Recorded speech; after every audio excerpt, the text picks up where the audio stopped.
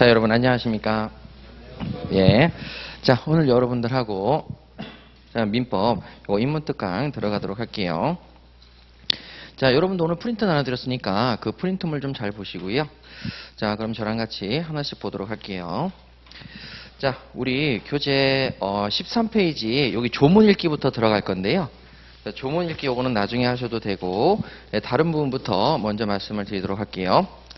자, 우리가 민법을 공부를 하실 때, 자, 민법을 공부하실 때, 자, 제가 몇 가지를 말씀드릴 거예요. 그러면 요 몇 가지 말씀드리는 거를 잘 따라오시면은 여러분들이 이제 체계적으로 보실 수가 있게 돼요. 자, 그러면 한번 보도록 할게요. 자, 민법을 공부를 하실 때 사실 민법 자체를 굉장히 어려워 하시는데요. 사실 행정법 자체도 사실 그렇게 쉽진 않아요. 근데 민법이 모든 법의 기본이다 보니까 자, 민법을 잘 아시면 되겠는데 여기서 우리가 민법을 못하게 되는 이유가 몇 가지가 있어요. 그래서 그 이유에 대해서 차근차근 좀 설명을 드리려고 합니다. 자, 이유는 첫 번째는 민법이 어디서부터 태생이 됐느냐, 태생적인 문제가 있어요. 태생적 문제가 있습니다. 그러면 이 태생적 문제는 뭐냐면은 이 민법이 태동한 것이 우리나라에서 스스로 만들어진 게 아니고요. 이것이 일본으로부터 수입이 됐다는 거죠. 근데 일본에서 그럼 만들었느냐? 일본에서 만드는 게 아니라 독일에서부터 먼저 만들어집니다. 그래서 출신이 독일 출신이에요. Made in Germany죠. 독일에서 만들어졌고 그 독일이 2차 세계대전 당시에 자, 어떻게 수입이 되냐면 자, 일본하고 연합이 되면서 일본으로부터 수입이 돼요. 그래서 독일에서 만들어진 그 민법이 일본으로 수입이 되면서 이제 일본식 용어를 사용하게 됩니다. 일본식 용어죠. 일본식 용어를 사용하게 되는데 그 일본식 용어라는 게 아무래도 한문권이죠. 한자권이니까 한자권이라서 한자를 사용합니다. 그런데 일본만의 독특한 사고방식이 있다 보니까 한자권 사고방식에서도 일본만의 독특한 내용들이 들어가게 되는 거죠. 그래서 먼저 우리가 민법을 공부할 때 어려운 이유가 태생적 문제로 서구식 사고방식을 먼저 가지시는 게 좋아요. 서구식 사고방식을 가지시는 게 훨씬 좋습니다. 이게 돼 있지 않으시면 민법을 하기가 어렵고요.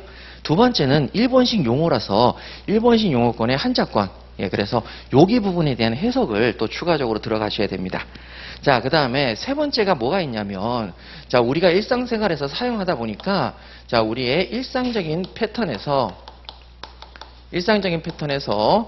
무의식적으로 그냥 실수를 하는 것들이 있죠. 그래서 당연히 이럴 경우에는 이렇게 써야 되나? 아니, 아닌데? 하고 우리가 일상적인 패턴에서 오해를 하는 부분들이 있습니다. 그래서 오해하는 부분까지 해결을 하셔야 되고요. 자, 그렇게 해서 마지막으로 가신 다음에 그러면 이제 일상적인 패턴에서 오해 있는 부분까지 해결하셨어요. 그럼 해결하셨으면 끝나냐? 마지막으로 법적인 사고방식을 가져야 됩니다. 법적인 사고방식을 가져야 되는 거죠. 그래서 여기 법적인 사고방식에 대해서 또 말씀을 드리도록 할게요. 자, 법적인 사고방식은 어떻게 가야 되냐면 굉장히 중요한 것이 뭐냐면 이겁니다. 원칙을 우리는 기억을 해야 되는데 원칙을 기억하는데 원칙이 무엇인지를 잘 모를 수가 있어요. 그래서 원칙은 왜 모르냐? 당연하니까 안 가르쳐주는 거죠. 당연한 것이라서 가르쳐주지 않습니다. 대신에 예외가 있습니다. 예외는 당연하지 않기 때문에 아주 특이한 케이스이기 때문에 예외는 당연하지 않아서 반드시 이것은 서로 약속을 해야 됩니다. 이럴 경우는 이런 예외를 만들겠다라고 약속을 하고 그 다음에 약속에 대한 그 부분을 우리는 여기 부분을 정확하게 암기하셔야 돼요. 여기 부분을 암기하시고 그러면 예외가 아니면 다 뭘로 해결하자?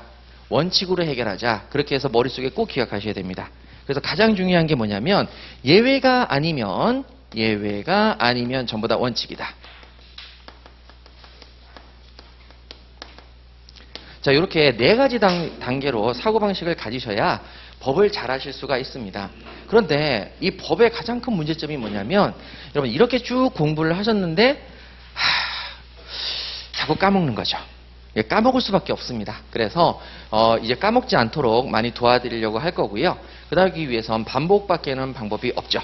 그래서 자, 여기 나와 있는 내용들을 한 번씩 차근차근 보도록 할게요. 첫 번째는 뭐냐면 태생적 문제입니다. 독일식 사고방식, 서구식 사고방식이 필요합니다. 그래서 여기 부분이 굉장히 처음부터 잘 잡아야 되는데요. 아마 여러분들을 계속적으로 괴롭힐 거예요. 그래서 이쪽 부분에 고통이 처음에 이해가 잘 안 가실 겁니다. 이해가 굉장히 떨어질 거예요. 하지만 이쪽 부분을 계속 반복해서 건드려 드릴 거니까 걱정하지 마시고, 다만 자, 여기 서구식 사고방식의 문제는 뭐냐면 바로 이겁니다. 자, 우리 교재를 잠깐 보세요. 자, 교재 몇 페이지를 보시냐면 프린트물 드렸으니까 자, 14페이지를 한번 펴보십니다. 우리가 3시간밖에 없으니까 제가 여러분들에게 뭐 잡소리 할 시간도 없이 빨리빨리 좀 나가야 되거든요. 자, 14페이지 보시게 되면 여러분 극단적 개인주의가 있습니다. 그래서 서구식 사고방식에서 우리가 봐야 될 것은 극단적으로, 여러분 제가 그냥 개인적이 아니라 극단적으로, 아주 극단적으로 개인주의로 가셔야 된다는 걸 말씀을 드릴게요. 그래서 개인주의적 사고방식을 가져야 됩니다. 그런데 여러분들이 생각하실 때 나중에 뭐가 이제 문제가 되냐면 우리는 집단주의적 사고방식을 가지고 있어요. 우리는 동양권이기 때문에 집단주의적 사고방식을 가지고 있습니다. 동양권의 사고방식이죠. 자, 이 방식을 가지고 여러분들이 민법을 이해하시게 되면 절대 안 된다는 거죠. 그러면 자, 하나씩 말씀을 드려볼게요. 자, 거기 나와 있는 사례를 먼저 말씀을 드릴게요. 자, 극단적 개인주의 보시면 A의 신용카드를 B가 가져가서 과자를 사 먹습니다. 그런데 자, A하고 B가 남입니다. 자, A가 신용카드를 가지고 있는데 그것을 B가 살짝 들고 가서 남이 들고 가서 과자를 사 먹었습니다. 이거 됩니까 안 됩니까? 안 되는 거죠. 자, 그래서 당연히 A의 신용카드는 A만 써야 되지 B는 A의 신용카드를 쓸 수가 없습니다. 그래서 이 경우에는 처벌을 받게 되죠. 자, 그런데 두 번째를 보세요. 자, 여기서부터 조금씩 흔들리기 시작합니다. A가 B의 남자친구입니다. 자, 그러면 여기가 얘가 남자친구고, 자, 남이 아니라 첫 번째 남 그랬을 때는 그러면 안 되죠. 자, 그런데 두 번째 A가 남자친구고요. 그 다음에 B가 여자친구입니다. 자, 여자친구가 남자친구의 지갑에 있는 신용카드를 몰래 빼서 가져다가 과자를 사 먹었습니다. 됩니까 안 됩니까? 됩니까 안 됩니까? 자, 여기서 제가 이제 여러분들에게 이제 힌트를 하나 드리자면 개인주의입니다. 개인이 서로 남입니다. 개인이죠. 그 남입니다. 여러분 A와 B는 남이죠. 남자친구, 여자친구도 남입니까 아닙니까? 남이죠. 그 남이에요. 그러니까 여기도 남자친구, 여자친구도 남이다. 그러니까 남자친구, 여자친구라는 건 집단주의로 우리가 남이가? 남자친구, 여자친구가 남이가? 남이죠. 예, 그렇게 해서 자, 남입니다. 그러니까 남이라고 읽는 순간에, 개인주의라고 읽는 순간에 1번하고 2번이 차이점이 있습니까 없습니까? 없지요. 그러면 안 되는 거죠. 처벌받습니다. 자, 그래서 A가 B의 남자친구인 경우에 B의 행위는 처벌을 받게 됩니다. 자, 그런데 세 번째로 가지요. 자, 세 번째로 가시게 되면 A가 B의 남편입니다. 결혼을 했어요. 그럼 남이다 아니다? 아내입니다. 아내가 남편의 지갑에 있는 신용카드를 빼서 과자를 사 먹었습니다. 됩니까 안 됩니까? 자, 그랬을 때 여러분 남편과 아내는 남이다 아니다? 개인주의적으로 보면 남이다 아니다? 남이죠. 남입니다. 그래서 하면 안 됩니다. 하면 안 돼요. 그래서 자, 하면 안 되는데 자, 여기 잘 보세요. 남편과 아내가 있는데 아내가 남편의 신용카드를 갖다 씁니다. 여기서부터 제가 이해가 안 될 거라고 말씀을 드렸잖아요. 아내가 남편의 신용카드를 갖다 씁니다. 아니, 그건 남편의 신용카드지 아내의 신용카드가 아니지 않습니까? 그러면 갖다 쓰면 된다 안 된다? 안 된다. 이걸 전제로 꼭 까셔야 돼요. 자, 그러면 이제 남편의 신용카드를 갖다 쓰면 안 되는데, 자, 그럼 또 하나 물어볼게요. 자, 남편의 신용카드를 갖다 쓰면 안 됩니다. 서로 남이니까. 좋아요. 그런데 자, 남편의 신용카드를 가져서 마트에 가서 장도 보고 다 할 수 있다는 얘기죠. 아니, 그럼 이거 어떻게 된 거냐? 여러분, 여기에 대한 예외 규정이 하나 있습니다. 자, 왜 그러냐면 여러분 제가 여기서 말씀드렸잖아요. 원칙은 당연한 것이죠. 그러면 당연한 것으로서 서구식 사고방식으로 당연히 본다면 그게 남이든 남자친구이든 남편이든 다 남이야. 이건 당연한 것이니까 아예 민법에 규정을 두지 않습니다. 그냥 다 남이에요. 근데 자, 거기에 대해서 반드시 약속을 합니다. 이럴 경우까지 하긴 좀 그렇지 않니? 이럴 경우까지 하면 좀 그렇지 않니? 그게 바로 요거죠. 예외적으로 아내가 남편의 신용카드를 쓰는 것까지 좀 그러는 건 뭐라고 하지 않니? 이렇게 얘기해서 예외 규정을 민법에 둡니다. 자, 어떻게 뒀는지 보세요. 부부 간에는 일상의 가사에 관해서는 서로 대신할 수가 있습니다. 자, 뭐라고요? 예외 규정으로서 부부라면, 혼인을 했다면, 자, 일상 가사적인 활동의 부분에, 일상적인 가사 부분에 대해서는 대신할 수가 있다. 대리권이 있다는 거죠. 자, 대리권에 대한 개념은 나중에 자세히 설명을 드릴 거고요. 자, 그러면 여기서 부부 간에 일상적인 가사 활동은 대신할 수 있는 권한이 있다라는 규정을 뒀어요. 그러면 이때에는, 요때에는 원래 남이지만 처벌하겠다, 안 하겠다? 안 하겠다. 여기는 안 하겠다는 거죠. 근데 여기서 끝나시면 안 돼요. 한 단계 더 나가셔야 돼요. 뭐냐면, 일상적인 가사지 않습니까? 그럼 일상적인 가사인데, 만약에 아내가 남편의 신용카드를 가져가서, 남의 신용카드를 가져가서 과자를 사 먹은 게 아니라 도박자금으로 썼다. 도박자금으로 썼다. 이거 된다, 안 된다?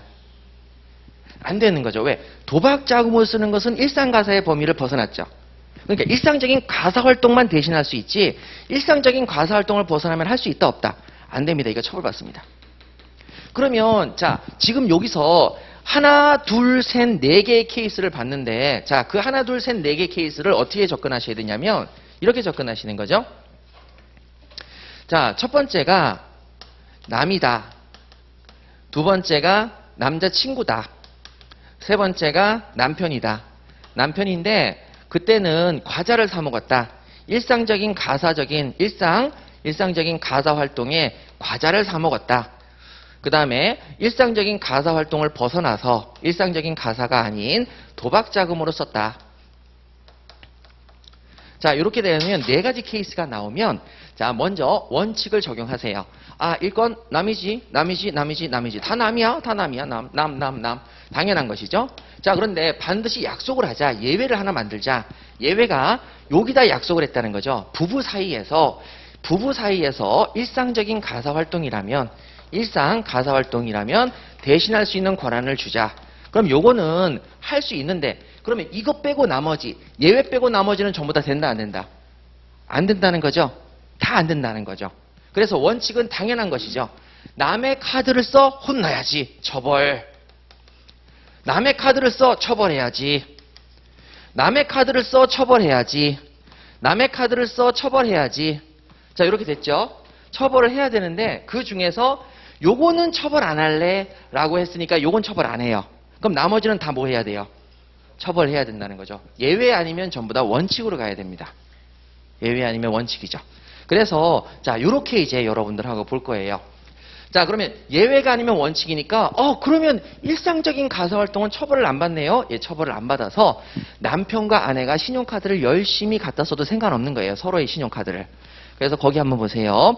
자, A가 B의 남편인 경우 B의 행위는 처벌받지 않는다. 부부 간에는 일상의 가사에 관해서 서로 대리권이 있기 때문에 B는 A의 신용카드를 사용할 권한이 있다. 자, 대신에 그 밑에 네 번째 가세요. 도박자금 사용이죠. A가 B의 남편인 경우에 B의 행위는 처벌을 받는다. 일상가사 범위 내에선 서로 대리권이 있지만 일상가사를 벗어난 부분은 대리권이 없기 때문에 사용할 권한이 없다. 이렇게 돼 있는 거죠. 자, 그러면 이제 이런 개념을 가지고 여러분 또 한번 볼게요. 자, 여기서 A라는 사람도 자, 연금을 내고 있어요. 자, B라는 사람도 연금을 내고 있어요. 각각 소득이 있어서 돈을 벌어서 연금을 내고 있습니다. 그런데 부부 간에는 연금을 한 명만 받을 수 있다. 한 명분만 받을 수 있다. 여러분 기분이 좋아요, 안 좋아요? 안 좋죠. 왜? 남인데! 남이라서 따로 했는데 왜 받을 때는 다 남이 아니지? 이렇게 되는 거죠. 그래서 여러분 이런 현상은 그러면 이건 예외적이니까 이건 규정을 둬야 돼, 안 줘야 돼요? 줘야 된단 말이에요. 규정을. 부부 사이는 1인분만 준다. 이런 규정을 둬야만 된단 말이죠. 그럼 이런 규정이 없으면 따로따로 주는 거고, 예외적으로 한 명분만 준다 그러면 그 규정을 둔다면 그때는 한 명분만 주는 거고, 예, 이런 식으로 된단 말이죠. 그래서 법은 원칙 규정이 아니라 다 예외 규정입니다. 예, 법은 원칙 규정이 아니라 예외 규정이다. 자, 그럼 여기서 또 볼게요. 자, A는 돈을 벌었어요. 그러면 돈을 벌었으니까 소득세를 내요. B도 돈을 벌었어요. 그럼 무슨 세를 내요? 소득세를 내죠. 왜 부부는 세금을 따로따로 내요? 남이니까. 예, 남이니까 따로따로 냅니다. 자, 이렇게 이제 보시면 돼요. 그러면 자, 이제 여러분들하고 보도록 할게요. 뭐냐면 A가 아버지인데 B가 자식입니다. 자식인데 얘가 미성년의 자식입니다. 미성년. 아직 성년이 안 돼서 부모님의 도움이 필요한 자식이죠. 자, 아버지가 자식한테 용돈으로 100만 원을 줍니다. 100만 원. 자, 우리가 흔히 얘기하는 증여입니다. 증여. 증여죠. 증여면 증여세를 내야 안 내요? 내야 됩니다.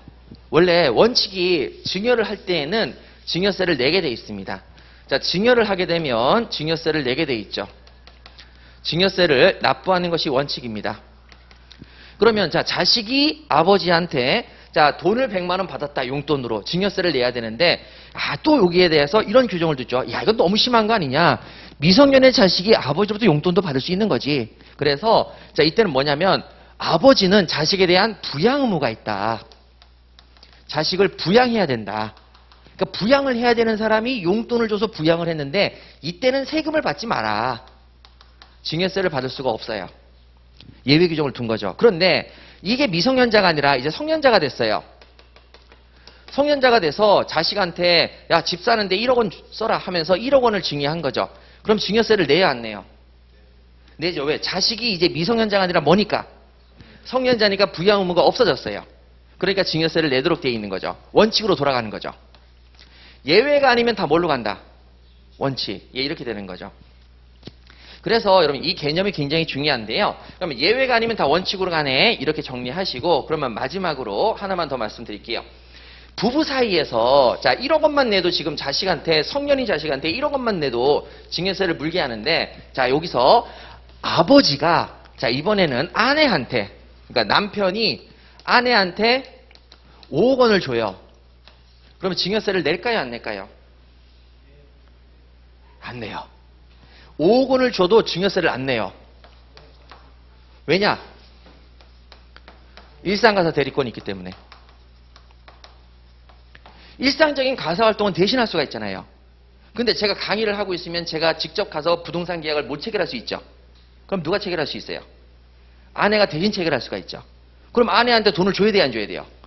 줘야 되죠. 그 돈 줬는데 일상적인 가사활동인데 왜 증여세를 내? 이렇게 되는 거죠. 그래서 일상적인 가사활동으로 집을 사는데 필요한 돈이 최대 얼마냐? 기준을 잡아줬어요. 9억입니다. 현재. 그러면 아내한테 9억까지 주는 것은 세금 낸다 안 낸다? 안 내요. 증여세 안 내요. 일상적인 가사활동이기 때문에. 근데 자식한테는 너랑 나랑 남인데 뭐 일상적인 가사활동도 없는데 그러니까 1억 원만 줘도 증여세를 내야 되는 거죠. 무슨 말인지 아시겠어요? 예, 그러니까 지금 여기 나와 있는 내용들이 여러분들에게 하나씩 하나씩 차근차근 제가 알려드릴 건데 물론 민법이라고 하는 과목이 방대해요. 방대하기 때문에 여러분 생각보다 쉽진 않겠지만 그래도 저랑 같이 차근차근 해볼게요. 그러면 여러분 자 일단 첫 번째 우리가 생각해야 되는 게 있어요. 자 요거 이제 마지막으로 정리하시죠. 동양권의 집단주의적 사고방식을 여러분 이제 버리셔야 됩니다. 뭘로 가야 된다? 개인주의적 사고방식으로 가야 돼요. 그러면 자 부부 사이도 남이다 아니다? 남이다. 부모와 자식 사이도 남이다 아니다? 남입니다. 그래서 절대적으로 남이라는 생각을 잊지 마시길 바랍니다. 그래서 남이다. 다 남이다. 다 남인데 예외 규정으로서 이럴 경우는 서로 도와줄 수 있도록 하자. 이럴 경우는 서로 도와줘라.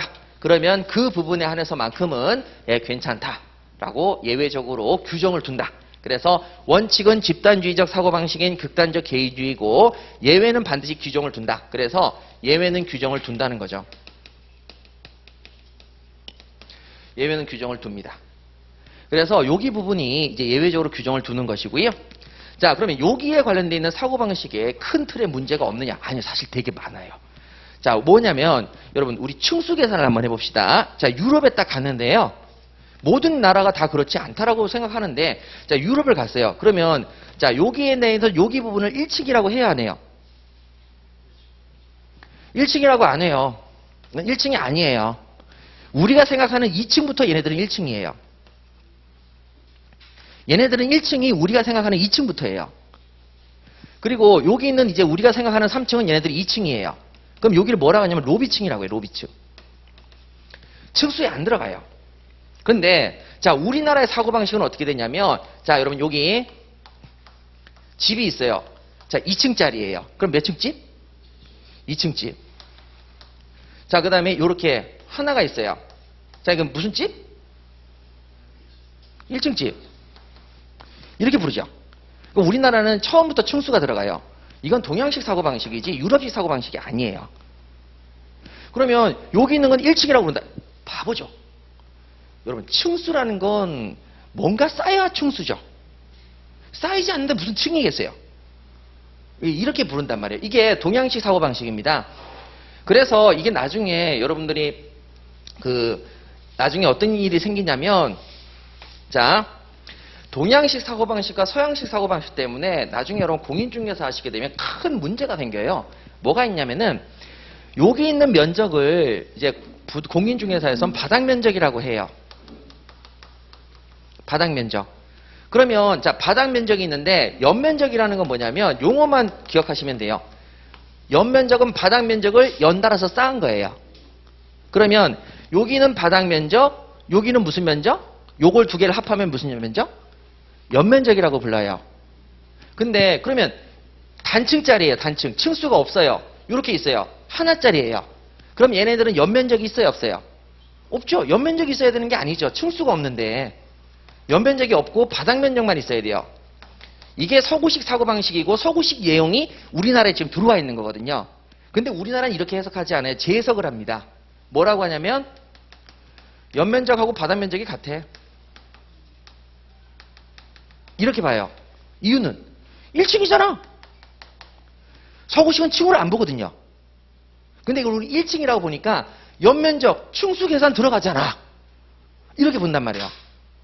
그래서 지금 사고방식이 지금 굉장히 문제가 있거든요. 그래서 여기도 지금 사실 문제가 있는데 뭐 그런 것보다도 자, 우리가 먼저 그래서 제가 이 말씀을 드리는 게 서구식 사고방식을 먼저 가져야만 법에 대한 이해도가 높아진다. 말씀을 드리는 거고. 자, 다음으로 여러분 이제 일본식 용어를 들어가도록 할게요. 자, 일본식 용어니까 한자권입니다. 한자권이다 보니까 희한한 것들이 많아요. 그래서 예를 들어서 자, 한자권이니까 볼게요. 먼저 대리라고 하는 게 있습니다. 대리. 그 다음에 표현대리라는 것도 있죠. 그 다음에 무권대리라는 것도 있습니다. 여러분 일단 단어를 딱 보는 순간 이거 한글은 아니네. 이렇게 되는 거죠. 자, 그러면 우리가 대리라고 하는데 자, 여기서 일상 패턴하고 연결이 되는 부분이 있어요. 자, 대리를 할 때 우리가 대리라는 단어 언제 쓰냐면 김대리. 그래서 회사에서 직급으로 대리라는 말을 쓸 때도 있고, 두 번째 대리운전 해가지고 대리라는 단어를 쓸 때도 있어요. 그리고 세 번째로 자, 뭐라고 하냐면 저 법률 대리인이야 해서 변호사를 보고 여러분 나 대리인이야, 내 대리인, 법률 대리인 이렇게 얘기를 할 때가 있어요. 그래서 여러분들이 만약에 은행에 가시게 되면 은행에서 이렇게 서류를 하나 줄 거예요. 통장 개설하러 왔어요. 그러면 본인 그럼 이렇게 막 쓰고요. 그 밑에 대리인 이렇게 해서 만약 대리인이라면 대신 쓰도록 돼 있어요. 요 대리가 요 대리냐 요 대리냐 요 대리냐는 거죠.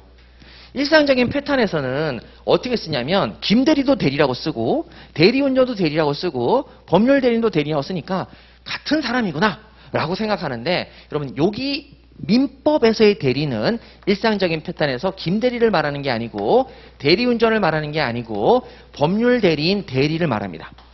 그러면 이 대리라는 건 뭐냐? 바로 나의 의사표시를 대신해 주는 사람이에요. 의사표시를 대신해 주는 사람입니다. 그러면 내가 통장을 개설하려면 내 의사표시를 해야 되죠. 내가 직접 못 갔어요. 그럼 내 의사표시를 대신해 주는 사람이 누구다? 대리인인 거죠. 자, 행정사가 됐어요. 내가 허가를 받기 위해서 구청을 직접 가야 돼요. 근데 가기 싫어요. 행정사한테 부탁을 했어요. 행정사는 내 의사표시를 대신해 주는 사람이죠. 대리인이 됩니다. 그러니까 대리라는 얘기는 의사표시를 대신해 주는 사람이에요. 그러면 자, 보세요. 아까 전에 보셨던 일상 가사 대리권. 자, 부부 사이에서는 일상적인 가사 활동은 대리할 수 있다고 그랬죠. 의사표시를 대신해 줄 수 있어요. 신용카드를 대신 써줄 수가 있어요. 쓰겠다는 의사표시를 대신해 줄 수 있는 거죠. 그래서 일상적인 패턴에서의 용어와 일반적인 패턴에서의 용어에 대한 불분명함이 여기서는 깔끔하게 정리가 돼야 돼요. 민법에서는. 그러면 자, 이제 한자식 용어를 볼게요. 대리라는 건 뭐냐면 한문으로 따지자면 대신할 때에다가 이치에 맞게 이를 대신해 주는 사람이에요. 그러니까 내가 의사표시를 해야 되는데 법적인 부분에 문제가 있을 수도 있죠. 그러면 그 변호사가 짠 나타나서 나를 대신해서 이치에 맞게 말을 해주는 거예요. 그게 대리인이에요. 행정사한테, 자, 내가 구청에다 허가를 받아야 되는데 또는 영업정지나 또는 이제 운전면허 정지를 취소해야 되는데 이치에 맞게 말을 잘 못해서 잘 일이 안 풀릴 수도 있잖아요. 그때 행정사가 짠 나타나서 이치에 맞게 일을 대신 풀어줘야 돼요. 그러면 그 사람이 뭐가 되는 거예요? 대리인이 되는 거예요. 그래서 자, 노무사도 이치에 맞게 일을 대신해주는 사람이죠. 대리인. 그 다음에 변호사도 대리인. 그 다음에 행정사도 대리인. 그 다음에 의사선생님도 대리인이에요. 의사선생님은 언제 우리의 이치에 맞게 의사표시를 대신해주죠? 처방전이요. 처방전을 우리한테 대신 써주잖아요. 처방전을 써서 약국에다 갖다 주잖아요. 그럼 원래 의사표시를 어떻게 해야 돼요? 의사선생님한테 듣고 무슨 약 주세요 이렇게 얘기해야 되는데 우리가 그렇게 못하죠. 그러니까 의사선생님이 대신 처방전을 써주는 거예요. 의사표시를 대신해 주는 거죠. 그래서 이런 사람들이 전부 다 대리인입니다. 그러면 자 우리 대리인은 이 정도 보시면 되겠어요. 그러면 이 대리 부분을 갈 때 여기 부분은 계속 갈 거예요. 그러면 여러분 또 물어볼게요. 세무사도 대리인이 아니에요. 국세청에 우리가 직접 신고해야 되는데 그 의사표시를 이치에 맞게 대신해 주는 사람이죠. 그러니까 세무사도 대리인이죠. 그러니까 이런 사람들이 전부 다 대리인입니다. 그러니까 대리인이 되시려고 열심히 노력하시는 거죠. 자, 그 다음에 표현대리란 단어가 나오면 일단 대리란 단어 아셨죠? 이치에 맞게 말을 대신해 주는 사람이야. 우리의 의사표시를 대신해 주는 사람이야. 그랬는데 자, 표현이란 단어를 보시게 되면 표시된 현상이 대리인처럼 보여 이렇게 되는 거죠. 표시된 현상이 대리인처럼 보여? 아니, 길 가다가 내 아내처럼 보이는 사람을 봤어. 옷을 입은 것이나 행동이나 표시된 현상이 아내처럼 보여. 그럼 걔는 아내예요, 아니에요? 아내처럼 보여. 그럼 아내예요, 아니에요? 아니잖아요. 그럼 얘는 대리인이 아니에요. 대리인이 아니에요. 대리인처럼 보일 뿐이에요. 그래서 한자권의 영역으로서 표현이라는 단어는 표시된 현상이 대리인처럼 보여. 그럼 걔는 대리인이 아니야. 표시된 현상이 아내처럼 보여. 아내가 아닌 거죠. 예, 이런 식으로 용어를 통해서 접근을 하셔야 돼요. 자, 그 다음에 무권 대리는 뭐냐면 대리권이 없어. 없을 무자예요. 한문으로. 대리권이 없는 사람이에요. 그럼 얘는 대리인이 아니죠. 그럼 차이점은? 이렇게 나오면은 표시된 현상, 대리인처럼 보이는 표시된 현상이 왜 생겼어? 예, 본인의 잘못 때문에. 그러면 그건 책임져라. 그러니까 내가 대리인처럼 보이게끔 한 거죠. 그러니까 이런 식으로 용어 정리를 저랑 같이 하실 거예요. 그러면 이거하고 이거 차이가 있구나 라고 아시게 돼요. 자, 이렇게 이제 또 가도록 할게요. 자, 그 다음에 여러분 이제 일상적인 패턴에 대해서 말씀을 좀 드리도록 할게요. 자, 일상적인 패턴이요.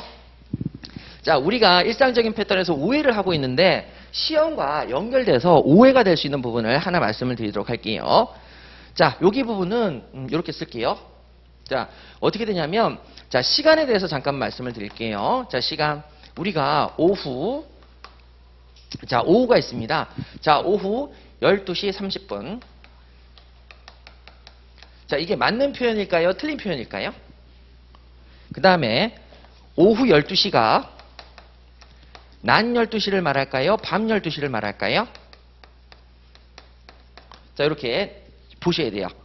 이거를 여러분 일상적인 패턴에서 우리가 쓰고는 있는데 이것이 옳은지 그른지 아무도 얘기를 해주지 않아요. 사실 저도 몰랐는데 법에서는 철저하게 나눠요. 철저하게 나눈 이유는 바로 여기 독일식 사고방식이기 때문에 그렇습니다.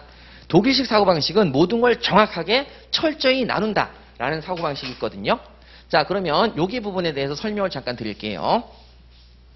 자, 우리 그 교재도 나와 있는데 자, 그 교재 보시기 전에 먼저 설명을 쭉 드리도록 하겠습니다. 그리고 이제 제가 뭐 설명드릴 것도 있는데 그건 두 번째 시간부터 할게요. 분명히 첫 번째 시간은 OT 해가지고 분명히 동영상 올릴 거거든요. 근데 학원에서 동영상 잘못 올려가지고 큰일도 있어서 자, 그럼 여기 부분 한번 보도록 할게요. 자, 먼저 여러분 하루를 24시간으로 나눠 보십시다. 그리고 하루를 12시간으로 나눠 봅시다.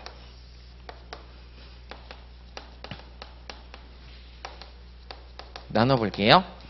자, 그러면 이제 여러분 제가 이제 인문 특강이라서 제가 이제 자료를 별도로 준비를 안 했고 판서를 하는데 앞으로 기본 강의 들어가면 전자칠판 쓸 거예요. 판서 노트는 다 드릴 거고. 그러니까 판서하지 않으셔도 돼요. 자, 근데 이제 오늘 인문 특강이니까 한번 들어보세요. 자, 24시간을 기준으로 한다면 자, 하루를 오전 1시를 1시라고 할 겁니다. 오전 2시가 2시고요. 낮 12시가 12시입니다. 그리고 자, 13시, 14시 해서 밤 12시를 24시라고 부릅니다. 그럴 때 여러분 여기 있는 숫자를 한번 불러볼게요. 자, 30분입니다. 몇 시 30분이라고 불러야 되죠? 12시 30분입니다. 여기서 12시 30분은 맞는 표현입니다. 24시간 기준으로 12시 30분은 맞는 표현입니다. 그런데 자, 12시간으로 나눠볼게요. 자, 그러면 0시부터 시작을 하죠. 여기도 0시부터 시작을 해서 자, 오전 1시 1시, 오전 2시 2시, 오전 11시 11시, 그리고 낮 12시는 12시라고 불러야 되죠. 그 다음에 다시 몇 시부터 시작해요? 0시죠. 1시가 아니죠. 0시부터 시작해야 되죠. 아니 왜 0서부터 12시? 0서부터 12시지 않습니까? 일단 여기서 틀려요. 여러분 12시간 간격으로 끊으니까 0시부터 12시, 다시 0시부터 12시가 돼야 되죠. 12시간 간격으로 끊으니까. 그래서 0시 해가지고 오후 1시, 오후 2시, 오후 3시, 쭉쭉쭉 해서 오후 11시, 밤 12시 이렇게 되는 거죠. 12시간 간격으로 끊어야 됩니다. 그러면 여기서 여길 뭐라고 불러야 돼요? 0시 30분이죠. 12시 30분이 어디 있습니까? 여긴 12시 30분이라는 개념 자체가 없습니다. 0시부터 시작하잖아요. 아니, 맞잖아요. 0, 1분, 2분, 3분, 4분, 59분, 1시, 60분, 1시. 여기도 12시. 그 다음에 다시 몇 시? 0시. 1분, 2분, 3분에서 다시 1시죠. 아이씨, 12시 30분인데 12시 59분 다음에 1시가 말이 됩니까? 여기선 12시 59분 다음에 13시는 말이 되죠? 12시 59분 다음에 1시가 말이 됩니까? 아니죠. 0시 59분 다음에 1시가 말이 되는 거죠. 그래서 이거부터 잘못 알고 있다니까요. 근데 왜 잘못된지는 제가 좀 이따 알려드릴게요. 그래서 일단 첫 번째가 12시 30분이라는 단어를 요때는 맞아요. 24시간 기준으로 쓰는 건 맞는데 12시간 기준으로는 12시 30분이라는 단어가 절대 나올 수가 없습니다. 그렇게 맞잖아요. 0시 1분, 0시 2분, 0시 59분 1시, 1시 1분, 1시 2분, 1시 59분 2시. 맞잖아요. 그러니까 절대 여기는 12시 30분이라는 단어가 나올 수가 없는 거죠. 나오면 틀립니다. 그런데 12시간 간격으로 나누다 보니까 여기 앞에 있는 부분을 뭐라고 부릅니까? 오전이라고 부르죠. 근데 12시간 나누는데 오전에 있는 12시간. 그 다음에 여기는 몇 시로 나눕니까? 오후가 되는 거죠. 그러니까 오전 12시간, 오후 12시간으로 나눌게. 안 그러면 하루를 24시간으로 보고 24시간으로 말할게. 이렇게 되는 거죠. 이게 정확한 표현이거든요. 그리고 시험 문제에서 우리 시험에서 이렇게 나올 수가 있어요. 자, 그러면 여기서 첫 번째, 오후 12시 30분은 맞는 표현입니까? 싸그리 틀린 표현입니까? 틀린 표현이죠. 오후 0시 30분이 맞는 거죠. 이건 틀린 표현입니다. 이런 말도 안 되는 표현이 어디 있어요? 자, 그러면 여기도 볼게요. 자, 오후 3시 30분은 맞습니까? 틀립니까? 오후 3시 30분. 맞지요? 오후 3시 30분 맞지 않습니까? 그러면 오후 15시 30분 이건 맞습니까? 틀립니까? 틀리잖아요. 근데 자, 12시 30분만 되면 여러분들 헷갈리시지만 일단 그러면 이건 오후 3시 30분. 여기는 오전 3시 30분. 맞네. 이해가 되시죠? 그럼 오전 3시 30분 맞고 오후 3시 30분 맞잖아요. 그러면 이제 마지막으로 여러분 이제 오후 12시가 낮 12시인지 밤 12시인지 봐야 되겠죠? 자, 여기 12시는 몇 시입니까? 여긴 몇 시? 오전 1시. 오전 2시. 오전 11시. 그럼 여긴 몇 시? 아니, 지금까지 오전은 계속 얘기했잖아요. 오전 1시. 오전 2시. 오전 11시. 그럼 여기는 오전 12시예요. 이게 맞는 표현입니다. 맞잖아요. 지금까지 보세요. 오전 11시 59분. 그 다음에 오후 12시. 말이 됩니까? 자, 그러면 여기도 볼게요. 자, 0시부터 시작하시는 거죠? 0시부터 시작을 합니다. 오후 1시, 오후 2시, 오후 3시 30분, 오후 11시, 오후 11시 59분. 그럼 얘는 몇 시? 오후 12시입니다. 오후 12시라고 하면 거의 90%가 낮 12시를 얘기합니다. 낮 12시요? 얘기하는데 틀린 표현입니다. 오후 12시가 밤 12시를 말합니다. 그럼 우리 시험에서도 나오느냐? 나와요. 어떻게 시험에 나오느냐? 여러분, 자, 여기 있는 시점을 이렇게 시험에 냅니다. 예를 들어서 3월 4일이다. 그럼 여기는 3월 4일 24시죠. 그러면 여러분 3월 5일로 바꿔보겠습니다. 3월 5일을 기준으로 하면 이게 몇 시입니까? 0시. 같은 표현이죠. 자, 그 다음에 또 마지막으로 3월 4일 오후가 붙었습니다. 몇 시? 12시. 이 시험 문제가 산업인력관리공단에서 나오는 모든 시험 문제입니다. 이 날짜를 표시하시오. 그러면 오후 12시입니다. 오전 12시가 아닙니다. 그래서 게시판의 질문이 오후 12시가 선생님 낮 12시인데 어떻게 그게 가능하죠? 이렇게 물어보는 질문이 꼭 있었어요. 그래서 아, 나도 생각을 잘못했는데 법 공부를 하다 보니까 제대로 잡혔네 라고 이렇게 되는 거죠. 그러면 이게 왜 이런 식으로 틀리게 되냐면, 자, 제가 일상생활에서 어떻게 되는지 보세요. 여러분, 교육이라는 것이 전부 다다. 아니요. 교육은 여러분 좋지 않습니다. 잘못 가르치는 게 얼마나 많은데요.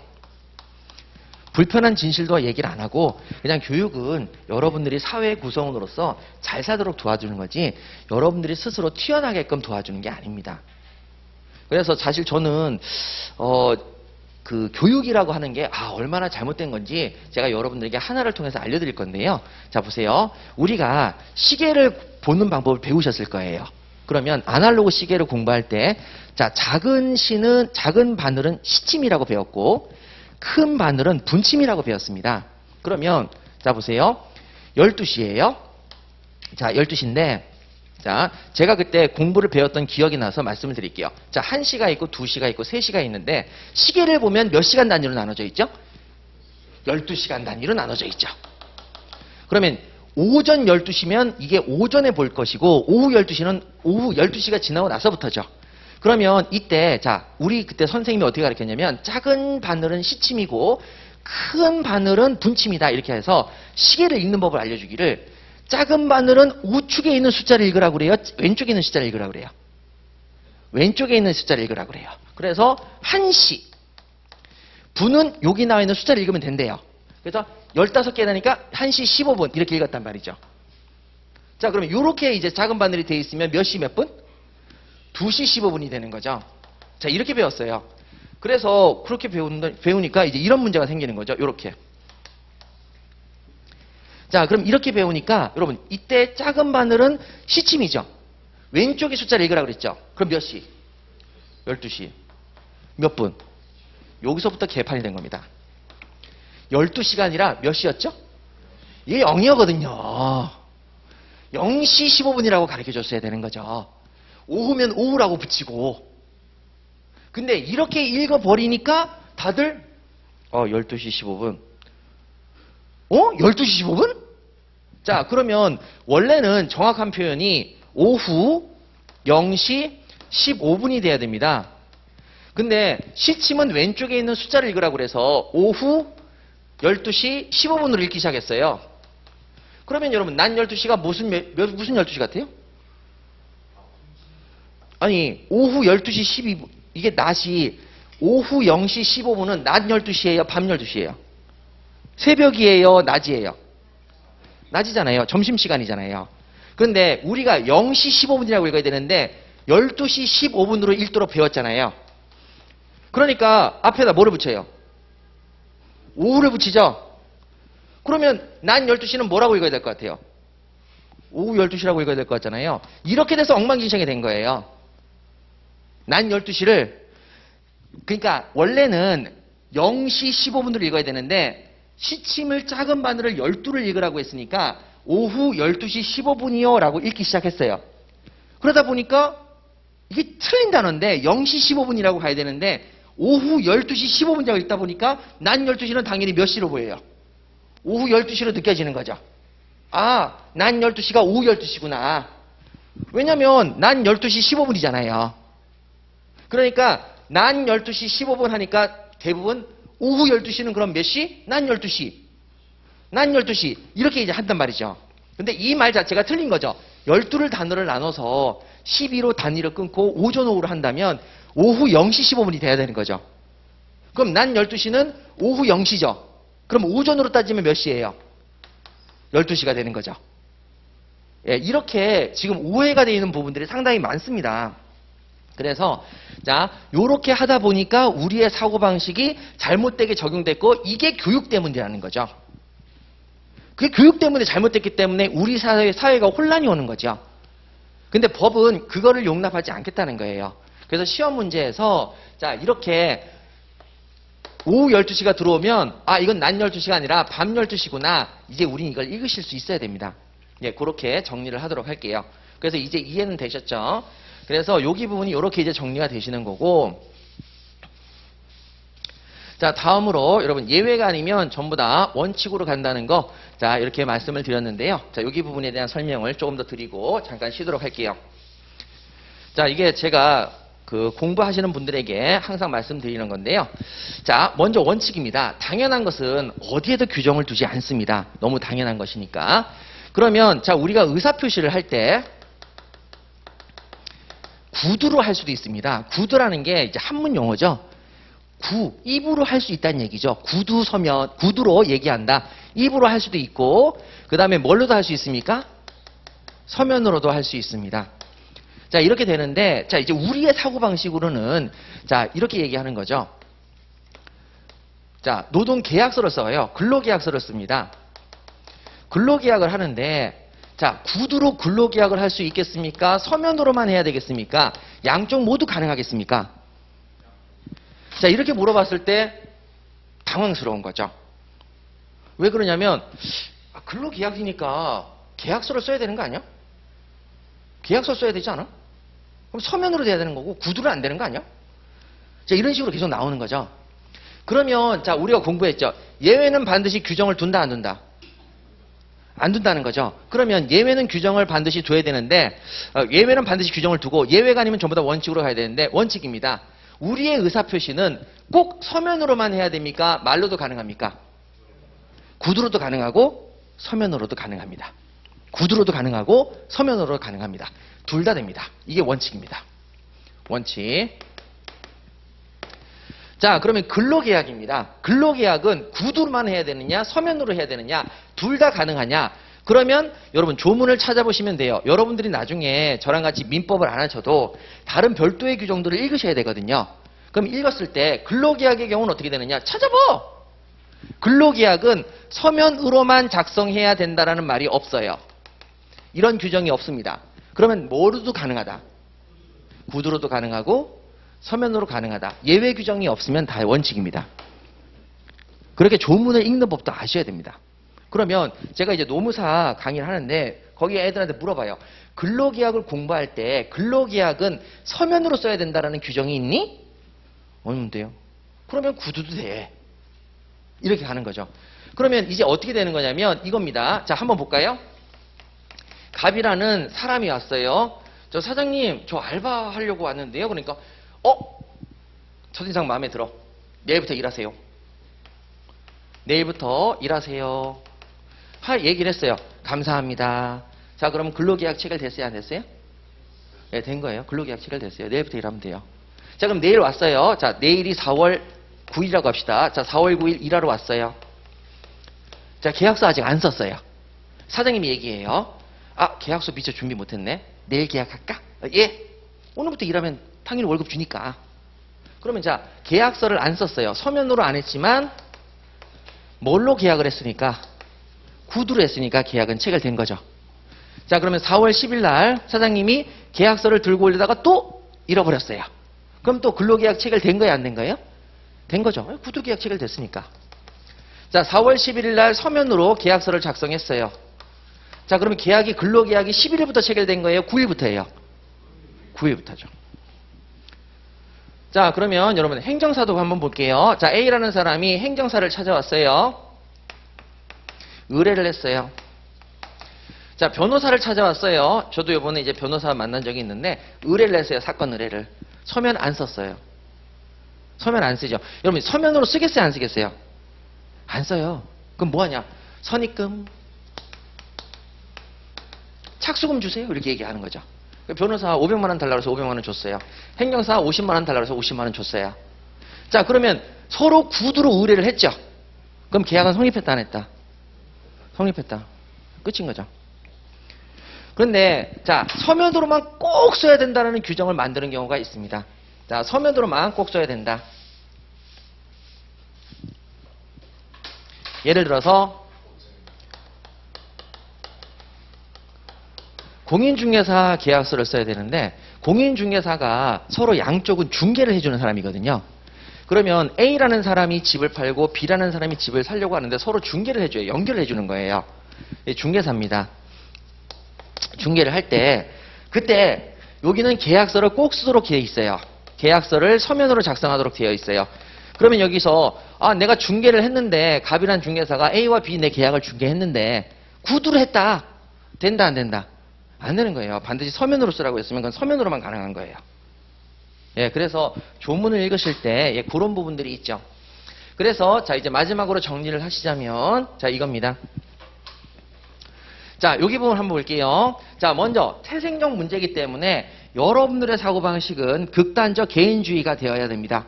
남입니다. 자, 그러면 여기서 하나만 더. 아버지가 자식한테 핸드폰을 선물해 줬어요. 기부죠. 증여입니다. 증여. 줬죠? 그럼 누구 거? 아들 겁니까? 아버지 겁니까? 아버지가 이씨 말도 안 들어. 야, 그 핸드폰 내 거야, 내놔. 이게 됩니까? 첫 번째, 아버지와 자식은 남이다, 아니다? 여러분 길거리 가다가 거지한테 10,000원을 줬어요. 자꾸 가족이라고 생각하지 말고 남이라고 생각해야 돼요. 길거리 가다가 거지한테 10,000원을 줬어요. 그리고 나서 아이씨 돌려줘. 이러면 여러분 거지가 줘야 안 줘요? 뭐라 그래요? 내 거야. 이렇게 얘기하잖아요. 남한테 주는 끝이라니까요. 근데 자, 아버지가 자식한테 핸드폰을 줬어요. 자, 그러면 야, 그 핸드폰 누구 돈으로 샀어? 내 돈으로 샀지. 내 거야 하고 아버지가 가져가요. 말이 돼야 안 돼요? 자식은 뭐라고 해야 돼요? 아버지한테 뭐라고 해야 돼요? 내 거야! 이렇게 얘기해야 되는 거죠. 남이라니까요? 자꾸 가족이라는 생각을 버리셔야 된다니까요? 아셨어요? 그러니까 여러분 이게 가족의 테두리라는 집단주의적 사고방식에 우리가 아직까지 메모리되어 있는 거예요. 가족이 남이죠. 생판 남이죠. 남이에요. 자, 그러면 여러분 제가 자, 여기 잘 보세요. 자, 갑이라는 사람이 자, 아버지를 다시 보세요. 아버지가 여러분 여기서 우리가 이것을 남이라고 생각 안 하는 건 가족이라는 테두리가 굉장히 강하거든요. 그러다 보니까 가족의 테두리 속에서는 뭐든지 다 침범을 해도 되는 것 같은데 천만의 말씀 가족끼리는 서로 남이에요. 그러면 자, 아버지가 예를 들어서 자, A라는 을한테 자, 아버지가 이렇게 한번 얘기를 해볼게요. 자, 여기 아버지 집이 있어요. 자, 아버지 집이죠. 아버지 집이죠. 방 한 칸을 자식에게 줬어요. 그럼 자식이 방 한 칸을 써요. 아버지가 들어가서 들락날락 할 수 있어요, 없어요? 남이라고 생각해 보라니까요. 아버지가 방 한 칸을 A한테 임대를 해줬어요. 그럼 들락날락 할 수 있어요, 없어요? 똑같은 거예요. 아버지가 들락날락하면 안 되는 거죠. 맞잖아요. 이 공간은 누구 공간이에요? 자식 공간이라니까요. 네 보고 써라 라고 줬으니까 누가 쓰는 거예요? 자식이 쓰는 거죠. 그러니까 이게 절대 여러분 여기 나와 있는 내용이 자, 자식이 문을 닫고 들어갔는데 아버지가 들락날락 거릴 수 없는 거죠. 대신에 아버지가 자식이 너무 걱정이 돼서 얘가 몸을 잘 있냐 이렇게 이제 걱정되는 거 교육 차원에서 가능한 거지만 다른 이유로는 들락날락거리면 안 되는 거예요.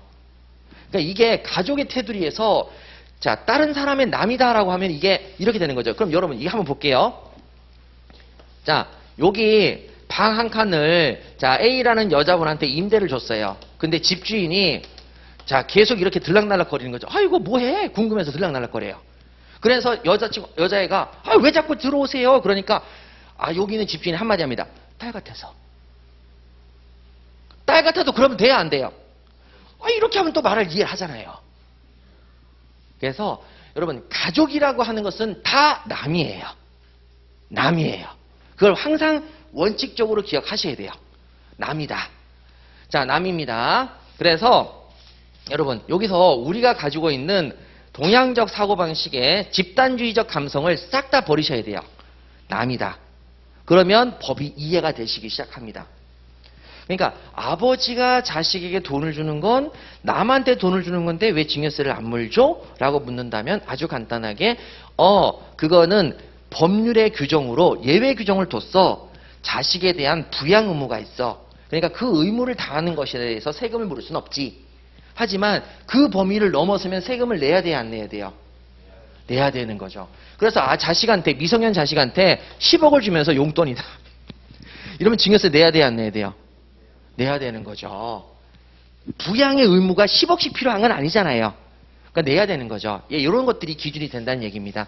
그래서 여러분 서구식 사고방식으로 극단적 개인주의 다 남이다. 예외는 규정을 두고 그것이 규정이 없으면 다 남이다. 자, 이렇게 해서 여러분 항상 집단주의적 사고방식을 버리시고 자, 두 번째 일본식 용어가 한자권 용어니까 저랑 같이 하나씩 한자권 용어를 정리하시자고요. 대신 이치에 맞게 일을 처리하는 사람이 대리입니다. 그럼 대리는 우리의 의사표시를 대신해주는 사람이구나. 의사표시를 대신해주는 사람이구나. 그래서 가장 우리가 쉽게 찾을 수 있는 게 의사 선생님이 의사표시를 대신해주지. 처방전을 대신 써주지. 그 다음에 변호사는 우리 대신에 법정에서 의사표시를 대신해주지. 세무사는 우리 대신 국세청에다가 의사표시를 대신해주지. 노무사는 우리 대신에 노동자를 위해서 사업주를 위해서 의사표시를 대신해주지. 행정사는 행정청과 관련되어 있는 의사표시를 대신해주지.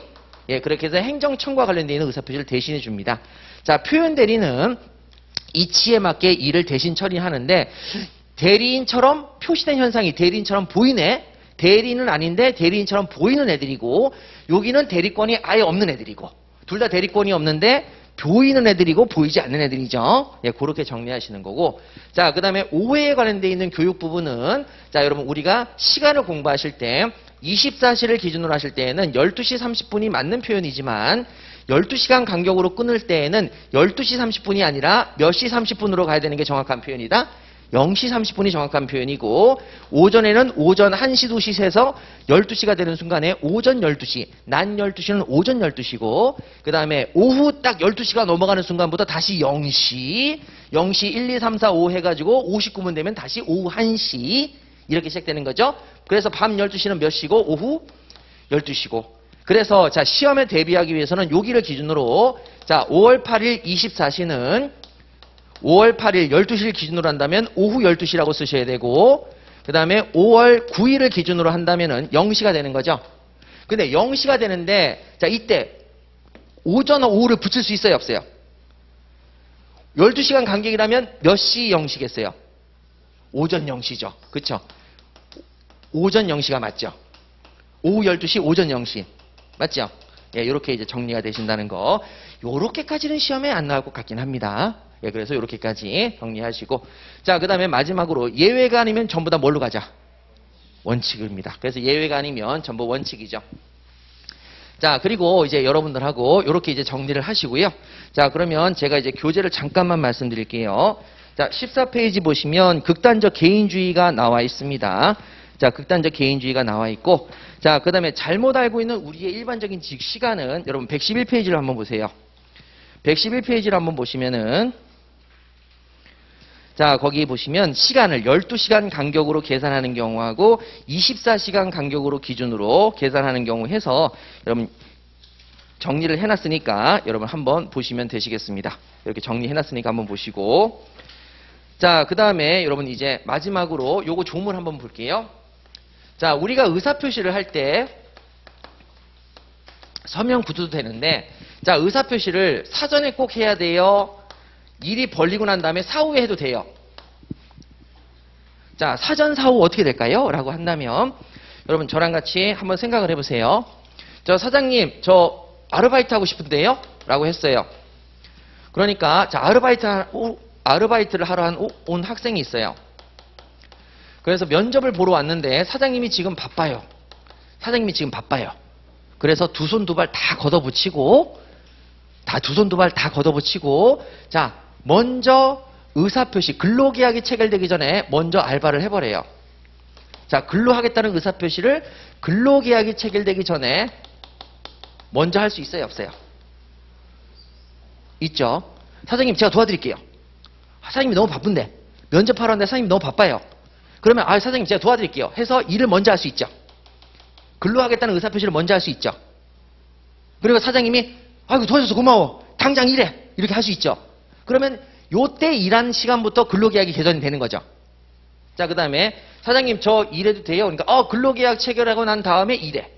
내일부터 와서 일해. 그럼 이건 사후에 의사표시를 한 거죠. 그러니까 이런 식으로 의사표시는 사전사후 다 된단 말이에요.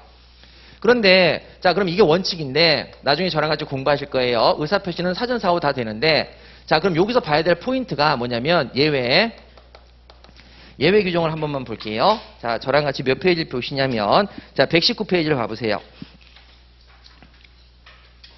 자 119페이지를 한번 보십니다. 프린트물.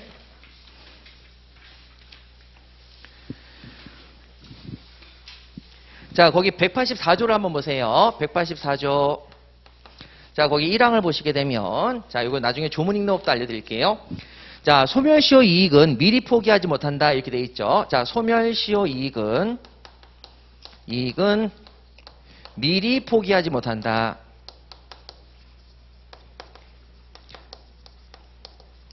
자 여기 가시죠. 여러분 포기라는 건 의사표시 아니에요? 포기하겠다는 의사표시죠? 그런데 여기 포기의 의사표시는 자 민법 규정에서 뭐 하지 못한다? 미리 못한다. 그러면 사전 사후 중에서 뭐는 안 된다? 네, 사전 안 된다. 그럼 의사표시를 어떻게 하라고요? 사전이 안 되면 어떻게 하라고요? 사후에만 해라라는 뜻이죠. 되셨죠?